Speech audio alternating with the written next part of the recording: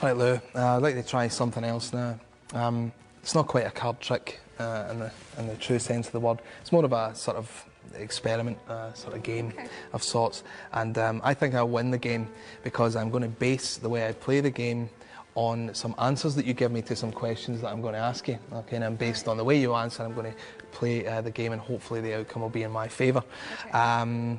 So it's important that you don't think too much about it, but you just answer the questions off the top of your head, and they're simple questions. All right? Here's the first one. If I was to ask you to name a 3-digit number, what would you say? 150.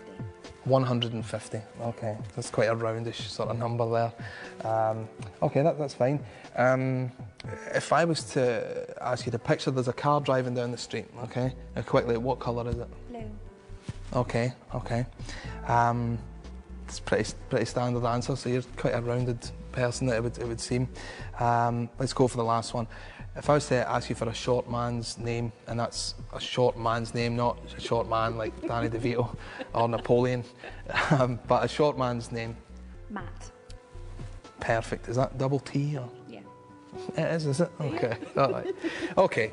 So based on sort of the answers you've given, I think I know how this is going to turn out. Okay. What I'm going to do is I'm going to write down a little prediction, okay? And I won't show it to you until the end, okay? I'll just write it here on one of the cards that we're not going to use. I don't want you to see what I write. It's very much a secret. Let's see.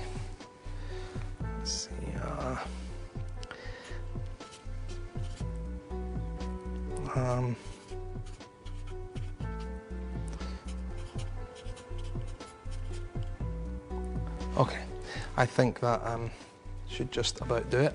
Like I say, I don't want you to see what I've written. I'm going to just place it under here for now. All right? Okay. I'll leave that there. Now we sort of play the game. I'm going to remove some cards. I don't want you to see what they are, but there's one in particular that I think you may end up with, depending on how this goes. And it's important that I know where one of them is in particular. So I'm going to put it there. I'm going to lay them out like this, okay? Okay. Now here's what I'm going to do. I'm going to just point to any two cards, and either of the two that I point at, you can eliminate one. You follow? Okay. So I'll point at these two. Which one do you want to eliminate? That one. Yeah, it's closest to you, but that's all right. And now you can point to two. Okay, there's two. Okay, and I'll eliminate this one. Okay, and I'll point at these two. Okay, you want to get rid of that one. There's only two left, so just point at one. Okay, and this is the one we ended up on. Now, this is quite interesting. I think it's interesting anyway. But what you've ended up with is the 3 of diamonds. I put that right in the middle. If you were to watch this tape back, you will see that it actually started out right in the middle. Okay. And the reason I put it there is because 150 is quite a solid number.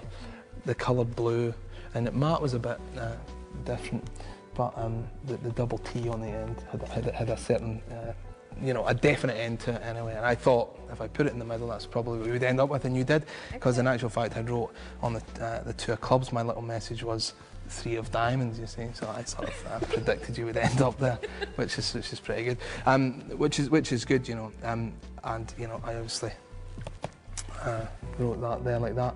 Now here's what's actually interesting is that you've seen another couple of tricks today, and while you may be thinking that perhaps you thought of these answers off the top of your head, would you be surprised if I sort of said I knew what your answers would be before you?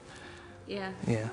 I did actually hope that it would go this way, because I put a prediction in between these two jokers, all right? Okay. What I done is I stuck a post-it note to the back of this one here. Yeah. It's been in the card case there. Now, just down here is what I thought you might answer. You'll notice that I wrote 150, the colour blue, and matte with 2 T's no less. That's so weird. I know.